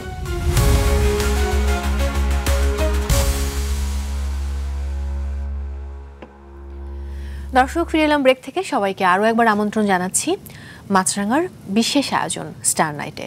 সঙ্গে আছি আমি মৌসুমী মো, আর আমার সঙ্গে রয়েছেন আমাদের ভালোবাসার তৌকির আহমেদ। আপনার প্রথম চলচ্চিত্র জয়যাত্রা 2004 সালের 15 নভেম্বর মুক্তি পেয়েছিল। বাংলাদেশের শ্রেষ্ঠ চলচ্চিত্রগুলোর একটি জয়যাত্রার নাম এখনও অনেকে বলেন, অথচ সেই সময়ে মাত্র 18,000 দর্শক হলে গিয়ে সিনেমাটি দেখেছিলেন। এখন যদি এই সময়ে জয়যাত্রা মুক্তি পেত সিনেমা হলে, এটা কি হিট হতো? কি মনে হয় আপনার? না, হতো না, কারণ ভালো ছবি পৃথিবীতে খুব কমই হিট হয় যেগুলির মধ্যে পর্যাপ্ত বাণিজ্যিক উপাদান থাকে, হিট হওয়ার মতো উপাদান থাকে, সেগুলি হিট হয়। এই ধরনের ছবিগুলি প্রশংসিত হয়, কিংবা টিভিতে বা এখন তো অনলাইনে মানুষ দেখেন, কিন্তু এটা হিট হওয়ার কোনো কারণ নেই।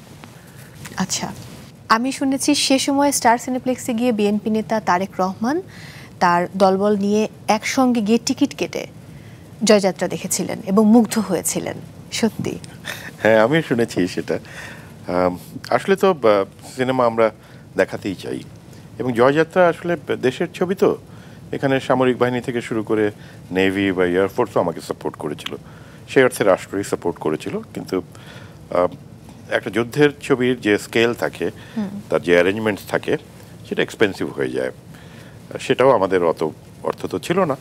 তারপরও ছবিটি যে মানুষ পছন্দ করেছে বা এখনও প্রায় 2 যুগ পরেও যে ছবিটি মানুষ দেখে এবং প্রশংসা করে, সেটি আমার খুব ভালো লাগে।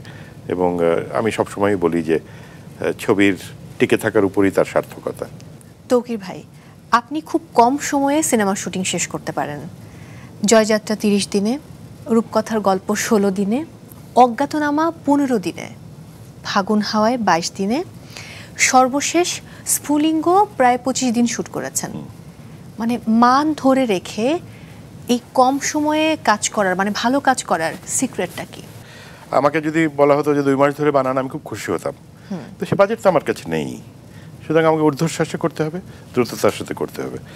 সেটা করতে যেয়ে আমি কিছু পন্থা অবলম্বন করি। তার মধ্যে হচ্ছে একটা হচ্ছে প্রি প্রোডাকশন। এই প্রি প্রোডাকশনটা যত নিখুঁত করা যাবে, প্ল্যানিংটা যত সুন্দর করা যাবে, ছবির কস্ট তত কমিয়ে আনা যাবে। এটা আমি বই পড়ে যেমন শিখেছি, কমন সেন্স অ্যাপ্লাই করেও শিখেছি। এবং আমি আমার কলিগদেরও বলি বা জুনিয়রদেরও বলি যে আসলে এই প্রি প্রোডাকশনের কোনো বিকল্প নেই, এটা করতেই হবে। তার মানে আপনি প্রি প্রোডাকশন অনেক বেশি সময় দিয়ে থাকেন। দিতেই হবে এটা। একদম। 21 বছরে 60টি চলচ্চিত্র। দর্শকেরা এক জীবনে একজন তৌকির আহমেদের কাছ থেকে মাত্র 60টি চলচ্চিত্র পাবে? আমাদের আসলে সুযোগটা কম, আসলে আমি এটা বলবো। কেননা প্রতি বছরই একটা করে ছবি বানানো উচিত একজন পরিচালকের, কিন্তু চলচ্চিত্রের জন্য তো অর্থ লাগে।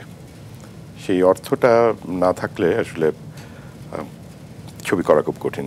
যেমন জয়যাত্রা আমি নিজের অর্থে, নিজের উদ্যোগে করেছিলাম, কিন্তু সেই অর্থ কিন্তু তখন ফেরত আসেনি। সুতরাং পরবর্তীতে আমি অন্য প্রডিউসারদের উপর নির্ভর করেছি, কারণ অত রিস্ক তো নেওয়া যায় না। কারণ জয়যাত্রার পরে আমি দেখলাম যে আমার সকল সঞ্চয়, এমনকি ধারকর্য হয়ে গিয়েছিল, যেগুলি আমাকে একটা টাফ টাইমে নিয়ে গিয়েছিল। আবার আমার ছেলে তখন ছোট, হ্যাঁ, এবং আমি দেখলাম যে তখন আমাদের দৈনন্দিন জীবনেও একটা টান পড়লো। পরবর্তীতে আমি কেয়ারফুল হয়ে গেলাম। তো সুতরাং শুধু আবেগ নিয়ে দৌড়াবো না তো আমি, কেন আমাকে তো বাস্তবতার মধ্যে দিয়ে যেতে হবে। একদম। যে কারণেই, আর আমি বিভিন্ন সময় অনুদান চেয়েছিলাম, কোনো এক অজ্ঞাত কারণে আমি কখনো অনুদান পাইনি, 4বার। সেটাও একটা কারণ, হয়তো যে ওগুলি পেলে হয়তো ওখানে হতো, আবার হয়তো বা না পাওয়াটাই ভালো হয়েছে। এই কথাটা বলতে পারছি এখন। আর হ্যাঁ, আমার মনে হয় যে আরও কিছু ছবি বানানো উচিত। কারণ একটা দুটো ছবি বানানো তো বড় ব্যাপার না। বড় ব্যাপার হচ্ছে যে ছবির পর ছবি বানিয়ে সেটার মান ধরে রাখা। একটা ছবির থেকে আরেকটা ছবি অবশ্যই পার্থক্য থাকতে হবে, ভিন্ন হতে হবে আইডিয়া এবং মেকিংয়ে। আমার মনে হয় সামনে আমি আরও কিছু ছবি বানাবো। নিশ্চয়ই আমরা অপেক্ষায় থাকলাম। বিপাশা হায়াত এবং তৌকির আহমেদ বাংলাদেশের টিভি নাটকের অন্যতম সেরা জুটিদের একটি জুটি। আপনি খেয়াল করেছেন আপনাদের এই জুটির একটি সিনেমাও নেই, কিন্তু কেন? প্রথমত হচ্ছে যে কমার্শিয়াল ছবিতে তো আমরা যাইনি বা করা হয়নি। আর অন্য যে ছবিগুলি, অল্টারনেট ধারার যে ছবিগুলি, সেগুলি তো খুব অন্যভাবে চিন্তা করা হয়। সেখানে তো জুটি প্রথা চিন্তা করা হয় না, সেখানে চরিত্রের প্রয়োজনে যাকে দরকার তাকেই নেওয়া হবে। হ্যাঁ, এটা হয়নি। আর বিপাশা বিয়ের পরে ও আস্তে আস্তে অভিনয়টা কমিয়ে দিল। অনেকে আমাকেও দোষারোপ করেন এই জন্য, কিন্তু আমি নির্দোষ। হ্যাঁ, আমার মনে হয় যে ও তখন অনেক বেশি মনোযোগী হয়ে উঠলো ওর সংসারের জন্য, সন্তানদের প্রতি এবং তার পেইন্টিং নিয়ে। তা আমার মনে হয় তার সিদ্ধান্তটা ঠিক আছে, কেননা ইন্ডাস্ট্রি পরিবর্তন হচ্ছিল। এই পরিবর্তিত ইন্ডাস্ট্রিতে সে খুব কমফোর্টেবল ফিল করছিল না। 23 জুলাই 1999 আপনার এবং বিপাশা হায়াতের বিয়ে হয়েছিল। সেই বিয়েতে অনেক গল্প। সেখানে 4000 অতিথি আমন্ত্রিত ছিলেন, এসেছিলেন 6 থেকে 7000। পত্রিকার প্রথম পাতায় নিউজ, পত্রিকার পাতা থেকে শুরু করে বিটিভির 8টার সংবাদেও শিরোনাম হয়েছিল আজ বিপাশা তৌকিরের বিয়ে। সেই সময়ের মজার গল্পগুলো এবার শুনতে চাই। হ্যাঁ, সে তো বিয়ের আসর থেকে তো এক পর্যায়ে আমাদেরকে পালিয়ে যেতে হলো, কারণ এত মানুষ আসলেন। তারা ভালোবেসেই এসছেন নিঃসন্দেহে, এবং তারা খুব ভদ্রভাবেই এসছেন। কিন্তু ওই জনতার চাপ তো আসলে ওখানকার সিস্টেমটা সামলাতে পারছিল না। তো এক পর্যায়ে সিদ্ধান্ত হলো যে বর এবং কনেকে এখান থেকে সরিয়ে নিয়ে যেতে হবে, তাহলে যদি ভিড় কমে। এবং পিছনের দরজা দিয়ে বের করে আমাদেরকে বাসায় নিয়ে আসা হলো। এবং আরও একটা ঘটনা ঘটলো, সেটা হচ্ছে মানুষের চাপে কেউ আর খাবার দিকে মনোযোগী না, প্রচুর খাবার রয়ে গেল। my অনেকেই God! মানে তারা খেতেও যাননি হ্যাঁ, হ্যাঁ। আসলে, তারা শুধু এক নজর দেখতে গেছেন বা ভালোবেসেই গেছেন। ওই খাবারগুলি পরবর্তীতে বিভিন্ন জায়গায় ডিস্ট্রিবিউট করা হলো, এতিমখানা থেকে শুরু করে বিভিন্ন জায়গায়। আর আফজাল ভাই নিজে, আমি জানি ওনারা যে বনানীতে এক রেস্টুরেন্টে বসে খেলেন আর কি, কারণ ওখানে তো খেতে পারেননি, ওখানে ভিড়ের জন্য আর অনেকেই খেতে পারেননি। তো এগুলি সবই মজার ঘটনা এবং আনন্দেরও বটে, দুঃখের কিছু নেই। এবার একজন বাবা তৌকির আহমেদ সম্পর্কে জানতে চাই। আরিফ তৌকির আহমেদ এবং আরিশা আহমেদ কেমন আছে তারা? হ্যাঁ, ওরা বড় হয়ে গেছে দুজনই ইউনিভার্সিটিতে। ছেলে এবার 3rd ইয়ার শুরু করলো তার, সে ইংলিশ লিটারেচারে পড়ে। আর আমার মেয়ে এবার 1st ইয়ারে ঢুকলো, তারা স্টোনি ব্রুক ইউনিভার্সিটিতে পড়ে। এবং আমি খুব লিবারাল বাবা। বাহ, স্বাভাবিক হয়। ওদের যা ছাড় দরকার হয় সেটা মার কাছে পায় না, আমার কাছে সেই তদবিরটা করতে হয় আর কি তখন আমাকে। আমি মনে করি, আর বিপাশাও তাই মনে করে, যে তারা ইন্ডিভিজুয়াল, সুতরাং আমরা খুব কর্তৃত্বপরায়ণ না। আমরা মনে করি যে ওরা যেহেতু এখন বড় হচ্ছে এবং তাদের ব্যক্তিত্ব তৈরি হচ্ছে, সুতরাং তাদের সেই স্পেসটাও দেওয়া দরকার যেখানে তারা তাদের মতো চিন্তা করতে পারে। অবশ্যই তাদের গাইডেন্স প্রয়োজন মনে হলে তখন বিপাশা তো খুবই কড়া, কিন্তু গাইডেন্স যেখানে প্রয়োজন সেখানে আমিও বিপাশাকে সাপোর্ট করি। এবং আমার মনে হয় যে তারা আনন্দের সঙ্গেই বড় হচ্ছে। দারুণ। এবার আপনাকে আমি এমন একটা সারপ্রাইজ দেব যেটার জন্য আপনি খুশি হয়ে আমাকে অবশ্যই কোনো উপহার দেবেন। দেব? নিশ্চয়ই। চলুন তাহলে পর্দায় চোখ রাখি।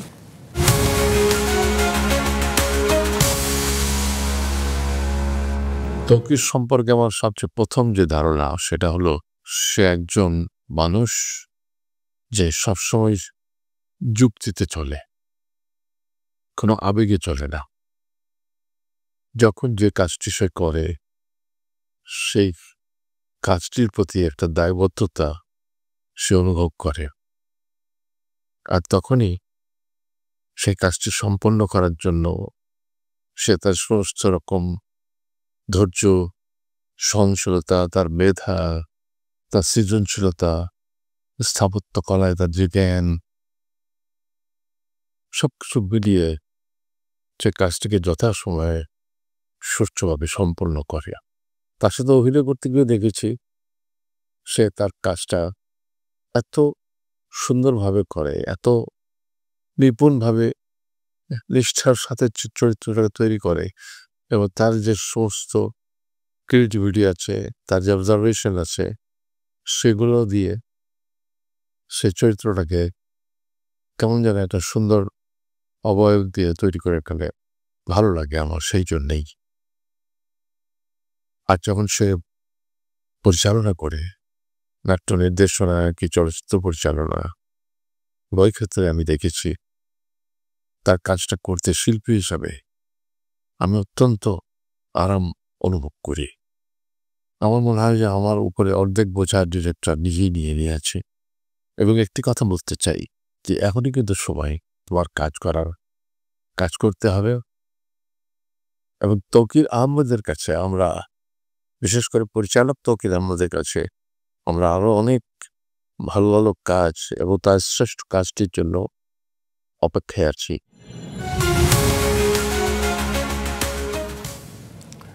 আরও আছে।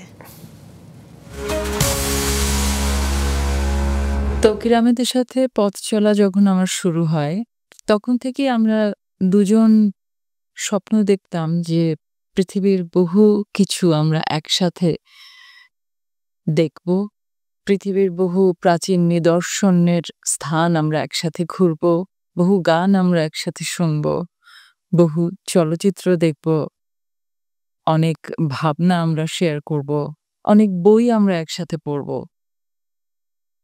আমার মনে হয় যে সেই স্বপ্নময় একটি জীবনই আমি যাপন করছি। যখন এমন অনেক সন্ধ্যা গড়িয়ে রাত হয়, আমরা একের পর এক গান শুনি, আমরা সিনেমা দেখি, আমরা বহু জায়গায় গিয়েছি একসাথে, যেসব জায়গা আমাদের সারা জীবনের স্বপ্ন ছিল দেখবার।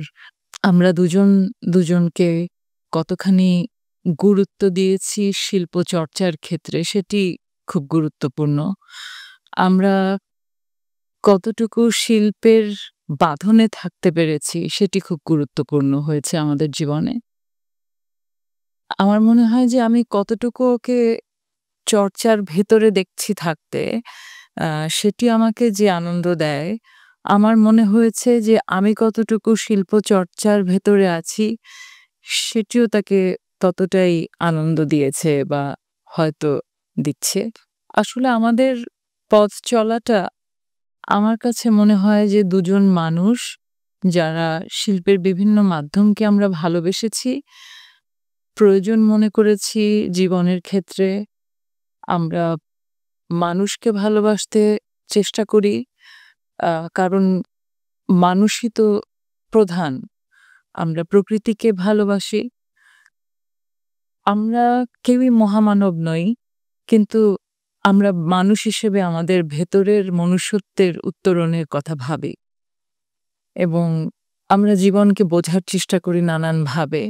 আমি ভালোবাসি দেখতে কোনো কিছুর সৃষ্টি হচ্ছে তৌকিরের হাতে, সেটি কোনো ভাবনা থেকে যখন কোনো চলচ্চিত্রের সৃষ্টি হয় অথবা কোনো কবিতার সৃষ্টি হয়, কখনো নাটকের সৃষ্টি হয়, আমি মনে করি সেটি সুন্দর এবং সেটি জীবনকে অর্থপূর্ণ করে।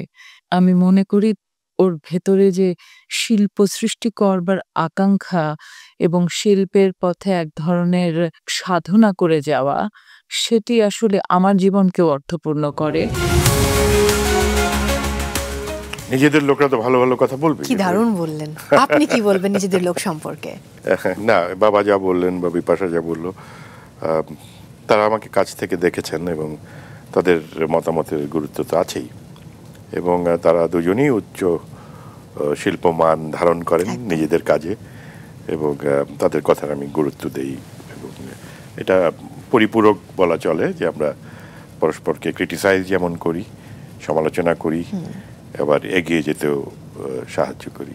আপনাকে এত এত সারপ্রাইজ আমি দিলাম, আমি কি পাবো? প্রথমত এই বইটা তুমি রেখে দেবে, সেটা নিশ্চয়ই, এবং অবশ্যই অটোগ্রাফ সহ। কিন্তু আমার তো একটা চাওয়া আছে আপনার কাছে। এই যে বইটি আপনি আমাকে উপহার দিলেন এবং শুরু করেছিলাম আমি বইয়ের একটা চমৎকার কবিতা দিয়ে, যিনি এত সুন্দর সুন্দর কবিতা লেখেন, মানে আমি তার কাছ থেকে একটা কবিতা শুনতে চাই। কবিতাটার নাম হচ্ছে মেলা ভাঙার গান, প্রথম কবিতাই বইয়ের। হ্যাঁ। হলুদ ফিতে লাল চুড়ি, রঙিন ফ্রকের কোচড়ে বাতাসা গজা নইটানা, নাগরদোলায় ঘূর্ণন শেষে গ্যালিলিওর মতো একই বোধে উপনীত বালিকা, যার নাম কখনো সে শুনবে না হয়তো, তবুও বোধের কি আশ্চর্য মিল কালান্তরে। তীব্র ঘূর্ণনে এখন বিপর্যস্ত সে, ভিসুভিয়াসের লাভার মতো উদ্গীরণ করে সে বাতাসা গজা আর নইটানার নৈবদ্য। সাপুড়ের খেলা, পুতুল নাচ, বায়োস্কোপ কিছুই দেখা হয় না তার, কিন্তু তার চেয়েও বড় কষ্ট পেয়ে বসে তাকে হলুদ ফিতে হারানোর কষ্ট। এদিক ওদিক আতিপাতি খুঁজে চলে তার বিষণ্ণ ক্লান্ত চোখ, কোথাও পাওয়া যায় না হলুদ ফিতে। সময় বয়ে যায়, বেলা ফুরলে মেলা ভাঙে, ভাঙা মেলা শুক্রবারের হাটের মাঠটাকে বিরান করে হঠাৎ। একে একে চলে যায় সাপুড়ে, জাদুকর, বেদে আর মিঠাইওয়ালা। পড়ে থাকে এক রাশ ছেঁড়া কাগজ, ছেঁড়া ঠোঙা, রঙিন সুতলি, অসম্পূর্ণ সরীসৃপের মতো। ফিরে যায় সবাই, ফিরে যেতে হয়। কে কবে থেকেছে ভাঙা মেলায়? মেলা ভাঙে, বুক ভাঙে বালিকার। হলুদ ফিতের কষ্ট তাকে না ভাঙা মেলার স্বপ্ন দেখায়। সেই স্বপ্ন ক্রমশ হলুদ ফিতের আকার নিয়ে জড়িয়ে যায় তার লালচে ফেরফেরা চুলে। মেলা ভাঙে, ভাঙতেই হয়, ভাঙবেই তো। তবু বালিকার চুলে জড়ানো হলুদ স্বপ্ন কিশোরীর হয়, তরুণীর হয়। সময় বয়ে যায় তবু, মেলা ভাঙে, স্বপ্ন হারায়, সুখেরা পালায়। কে কবে থেকেছে ভাঙা মেলায়? বাহ, অনবদ্য। আমি খুবই লাকি যে সাক্ষাৎ কবির কাছ থেকে তার কবিতা শুনলাম। না আমি আসলে আমি একটু বইয়ের প্রচ্ছদটা ছবি মানে দর্শকদেরকে দেখাতে চাই। দর্শক, এই বইটির কবিতাগুচ্ছ, বইটি লিখেছেন তৌকির আহমেদ, কিন্তু প্রচ্ছদটি এঁকেছেন আমাদের সবার প্রিয় অভিনয় শিল্পী এবং চিত্রশিল্পী বিপাশা হায়াত। এত চমৎকার কবিতা শোনার পর এখন আর কোনো প্রশ্ন করতে ইচ্ছে করছে না, যদিও আরও অনেক প্রশ্ন আছে আমার। তার আগে আমি একটা ছোট্ট বিরতি নিতে চাই। দর্শক, সময় হয়েছে আরও একটি বিরতি নেবার, এবং এটা শেষ বিরতি। এরপর থাকছে অবশ্যই র্যাপিড ফায়ার। সঙ্গেই থাকুন, কোথাও যাবেন না।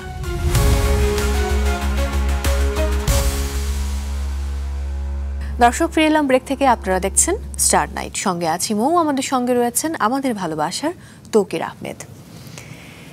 2017 সালে মাছরাঙা টেলিভিশনের কেমিস্ট্রি শোতে আপনি এসেছিলেন এবং শ্রদ্ধেয় বিপাশা হায়াত বলেছিলেন তিনি চান তার লেখা শঙ্খবাস ধারাবাহিক নাটকটি নিয়ে আপনি সিনেমা নির্মাণ করেন। আপনিও বলেছিলেন আপনি বিপাশা হায়াতের ইচ্ছে পূর্ণ করবেন। আপডেট জানতে চাই। বিপাশার লেখা আমার চেয়ে অনেক ভালো, এবং শঙ্খবাস খুব চমৎকার একটি ধারাবাহিক নাটক ছিল, যেটি এনটিভিতে প্রচার হয়েছিল। 20-এ যখন করোনা আসলো এবং আমরাও দেশ থেকে চলে গেলাম, তারপরে কিন্তু সারা পৃথিবী বদলে গেছে, বাস্তবতাগুলি বদলে গেছে। বাস্তবতা যেমন বদলেছে, একই সঙ্গে লিমিটেশনও এসছে। এবং বোধহয় সেসব কারণেই হয়নি, কারণ আমি 20-এর পরে, স্ফুলিঙ্গর পরে কিন্তু আমি আর ছবি বানানো হয়নি। অনেক পরে এসে এবার একটা ধারাবাহিক বানালাম, যেটা ধূসর প্রজাপতি। আর মাঝখানে মঞ্চ নাটকের কাজ করেছি, যেটা তীর্থযাত্রী। ওটা নিউ ইয়র্কেও প্রযোজনা হয়েছে, ঢাকায়ও হয়েছে, সেটাও একটা এক্সপেরিমেন্ট ছিল। নিশ্চয়ই আমি বিপাশার সঙ্গে প্রায় কথা হয় আমার সিনেমার স্ক্রিপ্টের ব্যাপারে। হয়তো ওর লেখা কোনো স্ক্রিপ্ট একদিন করব আমি। নিশ্চয়ই, আমরা অপেক্ষায় রইলাম। ছোটদের গল্প লেখার কথা ছিল এমনটা আমি জানি, সেই বই কবে আসছে? হ্যাঁ, এই বইটা আমার নেক্সট মেলার আগেই আসবে বলে আশা করছি। এবারে র্যাপিড ফায়ার, খুবই সহজ খেলা। আমি খুব সহজ প্রশ্ন করব, আপনাকে উত্তর দিতে হবে র্যাপিডলি, আর যে উত্তরে থাকতে হবে ফায়ার। ওকে। আপনার অভিনীত প্রিয় 3টি চরিত্র? আড়াল, ফিরে দাও অরণ্য, সোনার কাকুন। এগুলি একটু ভিন্ন ধরনের কাজ ছিল আর কি। আপনার নির্মিত প্রিয় 3টি নাটক? স্বর্ণমৃগ, লন্ডনী কন্যা, স্বর্গপুরী। তাহলে 3টে প্রিয় চলচ্চিত্র আপনার নির্মিত? আমার নির্মিত জয়যাত্রা, হালদা, অজ্ঞাতনামা। আমেরিকায় ঘরের যে কাজগুলো আপনি নিয়মিত করেন? ব্রেকফাস্ট নির্মাণ, কফি বানানো, কখনো কখনো ভ্যাকিউম করা, গার্বেজ ডিসপোজ করা। আরে বাহ। যখন মি টাইম কাটান তখন কি করেন? আসলে তো নিজেকে সহ্য করাটাই সবচেয়ে কঠিন। মানুষ যদি নিজেকেই সহ্য না করতে পারে, অন্যরা তাকে সহ্য করবে কেন? সুতরাং ওই নিজের সঙ্গে কাটানোর সময়টাই নিজেকে ঋদ্ধ করার সময়, নিজের সঙ্গে কথা বলা। এবং আমার ধারণা যারা ক্রিয়েটিভ কাজ করি আমরা, আমাদের সারাক্ষণ মাথার মধ্যে সেই সংলাপটি চলতে থাকে, নিজের সঙ্গে নিজের সংলাপ, নিজের সঙ্গে নিজের দ্বন্দ্ব, দ্বৈততা। এবং সেখানে কিন্তু সবই যে আনন্দের তা না, কিন্তু নিজেকে অ্যাসেস করতে পারা, নিজেকে দেখতে পাওয়াটা একটা বড় এক্সারসাইজ আমার মনে হয়। শরীর চর্চা কিংবা স্বাস্থ্য ঠিক রাখার জন্য কি কি করা হয়? আমি হাঁটার চেষ্টা করি এবং কিছু ইয়োগা স্ট্রেচেস, যেটা আমাকে হেল্প করে ভীষণভাবে। একটু ইয়ার প্রশ্ন, এক্স গার্লফ্রেন্ডের সাথে কোথাও দেখা হলে কি করেন? আমি চেষ্টা করি সবার সাথে ভালো ব্যবহার করার, এবং আমি হাসতে পছন্দ করি, এবং আমি আমার শত্রুর সঙ্গে দেখা হলেও আমি তার সঙ্গে হেসেই কথা বলি। কে ছিলেন আপনার এক্স গার্লফ্রেন্ড? Two confidential. এবং আমি তাদেরকে রেসপেক্ট করি যারা আমার বন্ধু ছিলেন। ওকে। কোন খাবারটি বিদেশে বসে খুব মিস করেন? না, এখন সব পাওয়া যায়। যেটা যখন আমরা মিস করি তখন সেটা কিনে নিয়ে আসি। আমাদের ওখানে কিছু বাঙালিদের দোকান আছে, ইন্ডিয়ানদের দোকান আছে। ইলিশ মাছ থেকে শুরু করে শুটকি, চাপা শুটকি, কি পাওয়া যায় না, সবই পাওয়া যায়। বরং আমি তো দেখি বাংলাদেশের চেয়ে ওখানে বেটার ইলিশ পাওয়া যায়। কোন বদভ্যাসটি আগে ছিল এখন নেই? না, আমি সকল বদভ্যাস ধারণ করে আছি। আপনার যে অসুখটির কথা আমরা এখনো জানি না। মাঝখানে একটা অনুষ্ঠানে আমি অসুস্থ হয়ে পড়ি এবং ডাক্তাররা সন্দেহ করেন যে এটা হার্টের প্রবলেম হতে পারে। অনেক পরীক্ষা নিরীক্ষা হয় এবং এনজিওগ্রাম পর্যন্ত হয়, ও মাই গড। কিন্তু দেখা গেল যে শেষ পর্যন্ত তারা কোনো ব্লক পেলেন না এবং বললেন যে তুমি সুস্থ আছো, খালি কিছু নিয়ম মেনে চলো আর কি। তো এই একটা অসুস্থতা যেটা আমাকে ভাবিয়ে তুলেছিল এবং ভয়ে আক্রান্ত করেছিল। স্বাভাবিক। এছাড়া আমি এই বয়সে যা হয় আর কি, কোলেস্টেরল একটু বেশি বা কি বলে হয়তো ডায়াবেটিক না কিন্তু প্রি ডায়াবেটিক, এই ধরনের বিষয়গুলি, সেগুলি খুব স্বাভাবিক ঘটনা আমার মনে হয়। এটা পার্ট অফ লাইফ। যেমন আমাকে চশমা পড়তে হয় এখন, যেহেতু আমি চোখের কাজই করি, সেটা বই পড়া হোক আর সিনেমা দেখা হোক, তো আমি নিঃসংকোচে পড়ি এবং এটার শেপ বা মডেল নিয়েও আমার কোনো তেমন কোনো মাথা ব্যথা নাই, কেননা এটা আমার কাছে একটা ইউটিলিটেরিয়ান পার্ট এবং আমার মনে হয় যে সিম্পলিসিটিটাই আমাকে টানে বেশি আর কি সবকিছু। ওকে, সর্বশেষ কোন বই পড়ে মুগ্ধ হয়েছেন? সর্বশেষ আমি আসলে কোন বই পড়ে মুগ্ধ হই না এটা বলা মুশকিল আর কি। আমি আমার মধ্যে মুগ্ধতা কাজ করে। আমি যেমন রিসেন্টলি আমি বেশ কিছু নাটক আবার পুনর্বার পড়লাম। যে বার্টল ব্রেক্টের 7টি নাটক আমি আবার পড়লাম, চেখভের 7টি নাটক আমি আবার পড়লাম, আর্থার মিলারের কিছু নাটক আবার পড়লাম। এগুলি আমাকে মানে চমৎকৃত করে এভাবে যে এত নিখুঁত কিভাবে তারা লিখতে পেরেছেন, মানে ওই মানটায় যেতে, ওই পর্যায়টায় যেতে যে অধ্যাবসায়টা দরকার সেটা আমাকে মুগ্ধ করে। এবং লেখার তো পূর্ব শর্তই হচ্ছে যে আপনাকে পড়তে হবে। একদম, এর কোনো বিকল্প নেই। এই সময়ের যে গানটি প্রায় আপনি গুনগুন করে গান? তো আমি গুনগুন করি না, আমি অসুর এবং এটা আমি গান শুনি। তাহলে কোন গানটি বেশি শোনা হয়? আমার সফট রোমান্টিক গানগুলি সুন্দর লাগে। স্পিক সফটলি লাভ আমি প্রায়শই হয়তো চালিয়ে দিই, এবং তখন হয়তো জোয়ান বাইজের কিছু গান চলে আসে, পরে লানা ডেল রের কিছু গান চলে আসে, কিংবা ম্যারি হপকিন্সের গান চলে আসে, দোজ ওয়ার দি ডেজ। তো আমি মিউজিক আমি পছন্দ করি। এমনকি আমার মিউজিক ডিরেক্টর আমাকে বলেন যে আপনি কেন বলেন আপনি অসুর, আপনি তো মিউজিক বুঝতে পারেন। এমনি সেটা আমি কানে বুঝতে পারি, কিন্তু আমি তো রিপ্রোডাকশন করতে পারি না, রিপ্রোডিউস করতে পারি না। অসুবিধা নেই, সবার সব তো করতে হবে না, আমি এমনি অনেকগুলি কাজ করে ফেলেছি। আপনার নির্মিত সিনেমার কোন গানটি আপনি বারবার শোনেন? হালদার নোনা জল গানটি আমার অসম্ভব প্রিয়। এই গানটির আরো মজার দিক হচ্ছে যে এটি আমার আর পিন্টুর যৌথভাবে লেখা। আমি একটা খসড়াওকে দিলাম, ওটার সাথে একটা মুখ যোগ করলো এবং গানটা আসে যখন সুর করে দাঁড় করালো, আমার মনে হলো যে নিখুঁত, মানে হয়ে গেছে জিনিসটা। এবং ওটার মধ্যে যেই মুড, যে ইমেজ তৈরি হয়, যে ফিলিং তৈরি হয়, সেটা আমাকে খুব টাচ করে। আপনার অভিনীত কোন নাটক বা সিনেমা আপনি সর্বাধিকবার দেখেছেন? আমার বেশিরভাগ কাজই আমি বারবার দেখি নির্মাণ পর্যায়ে, এবং পরবর্তীতেও ইদানিং যখন আমি সময় পাই আমি পুরনো কাজগুলি দেখি। তার কারণ আমার মনে হয় যে সেগুলির ভালো থেকে যেমন শেখা যায়, সেগুলির ত্রুটিগুলিও খুঁজে পাওয়া যায়। তো এটা একটা আনন্দের বিষয়। আমি রিপিটেশনের পক্ষপাতী না, কিন্তু রিকল তো করা যেতেই পারে। আপনাদের সময়ে কে সবচেয়ে বেশি জনপ্রিয় ছিল, জাহিদ হাসান, আজিজুল হাকিম নাকি আপনি? হ্যাঁ, আমার ধারণা জাহিদ বেশি জনপ্রিয় ছিল। বিপাশা হায়াত ছাড়া পর্দায় আপনাকে আর কার সঙ্গে বেশি মানায়? সবার সাথেই আমার কাজ হয়েছে। সমীর আমার কাজ জনপ্রিয় হয়েছে, বা এমনকি পরবর্তীতে যখন ওদের পরে যখন জয়া, উপি, তারিন এরা আসলো, যখন আমরা সমান্তরাল রিচি, তারপরে সবার সাথেই কাজ করা হয়েছে।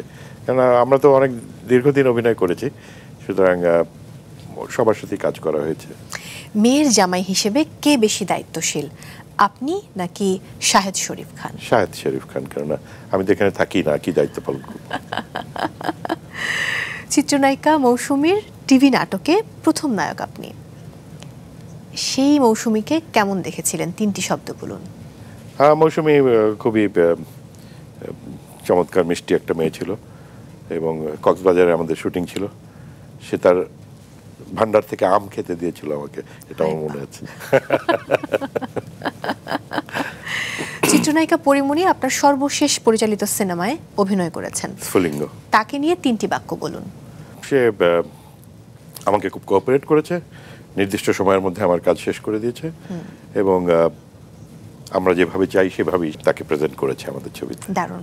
আপনার যে কাজটি নিয়ে আপনার আফসোস কিংবা অপূর্ণতা রয়েছে? আমার ছবিগুলি আমি ঠিকমতো মার্কেটিং করতে পারিনি, বা আমি পারি না, এটা একটা ব্যর্থতা বলতে হবে। আফসোস না, এটা একটা রিয়ালিটি আর কি। আচ্ছা, এবার সত্য কিংবা মিথ্যা বলুন। আচ্ছা, মেগাস্টার শাকিব খানের সাথে বিগ বাজেটের সিনেমা সোলজারে আপনি অভিনয় করতে যাচ্ছেন। হ্যাঁ, এখনো চূড়ান্ত হয়নি, এখনো চূড়ান্ত হয়নি। তার মানে আপনি প্রস্তাব পেয়েছেন? হ্যাঁ, প্রস্তাব পেয়েছি। হলে কিন্তু খুব ভালো হবে। সেটা সময় বলবে। এবারের সেগমেন্ট হ্যাশট্যাগ। যেমন ধরুন তৌকির আহমেদ, আপনি বলতে পারেন হ্যাশট্যাগ দ্য বেস্ট। সো একটি বিশেষণ দিতে হবে, আমি বেশ কয়েকটি নাম বলবো, সে নামের পাশে হ্যাশট্যাগ একটি বিশেষণ বলতে হবে। শুরু করছি। শুরুতেই শহীদুজ্জামান সেলিম। শহীদুজ্জামান সেলিম হ্যাশট্যাগ সু অভিনেতা। Azizul Hakim. Azizul Hakim hashtag limited. Zahid Hasan. Zahid Hasan hashtag humorous. Mahfuz Ahmed. Mahfuz Ahmed hashtag showman. Tony Dias. Tony Dias hashtag my neighbour. Jitu Ahsan. Jitu Hasan hashtag good actor. Intekhab Dinar. Intekhab Dinar hashtag my dear man. Shahid Sharif Khan. Shahid Sharif Khan hashtag angry young man. Mosharraf Karim. Mosharraf Karim hashtag a very creative person. Chanchal Chowdhury. Chanchal Chowdhury hashtag smart intelligent. Apurba. Apurba hashtag hero. Afran Nisho. Afran Nisho hashtag he is a hard working man. Shamol Mawla. Shamol Mawla hashtag a polite person. Siam Ahmed. Siam Ahmed hashtag cute. Monira Yusuf Memy. Monira Yusuf Memy hashtag আমার প্রথম নায়িকা। Shomi Kaiser. Shomi Kaiser hashtag very good actress. Bipasha Hayat. Bipasha Hayat hashtag absolutely creative. Afsana Mimi. Afsana Mimi hashtag she is a dreamer. বিজরি Barkatullah. Bijori Barkatullah hashtag hard working. Tania Ahmed.